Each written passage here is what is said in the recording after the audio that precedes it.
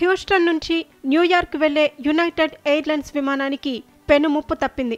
George bush అంతర్జాతీయ విమానాశ్రయంలో విమానం టేకాఫ్ అవుతుండగా అకస్మాత్తుగా దాని రెక్కల్లో ఒకదాని నుంచి మంటలు చెలరేగాయి.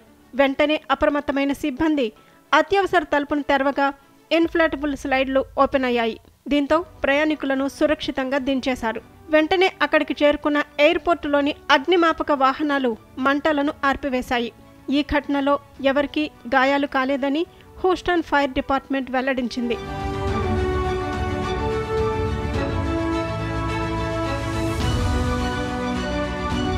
విమాన ఇంజన్లో సాంకేతిక సమస్య తలెత్తడంతో మంటలు అంటుకున్నాయని అధికారులు వెల్లడించారు.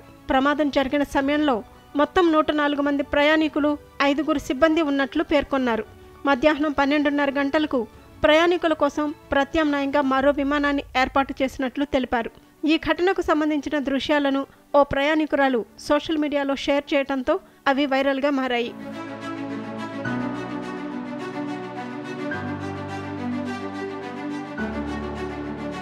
ఇటీవల అమెరికాలో 2 విమాన ప్రమాదాలు జరగటంతో ప్రయాణికులు భయభ్రాంతులకు గురవుతున్నారు. ఈ నేపథ్యంలో మరో ప్రమాదం జరగటంతో FAA ప్రమాదాలకు గల కారణాలపై దర్యాప్తును వేగవంతం చేసింది. జనవరి 30న వాషింగ్టన్ డీసీలో మిలిటరీ హెలికాప్టర్ అమెరికన్ ఎయిర్లైన్స్ విమానం ఢీకొనటంతో రెండిట్లో ఉన్న మొత్తం 67 మంది ప్రాణాలు కోల్పోయారు. ఫిలదెల్ఫియాలోని ఓ మాల్ సమీపంలో మెడికల్ ట్రాన్స్పోర్టర్ విమానం కుప్పకూలిపోవడంతో 7 మరణించగా 19 మంది గాయపడ్డారు.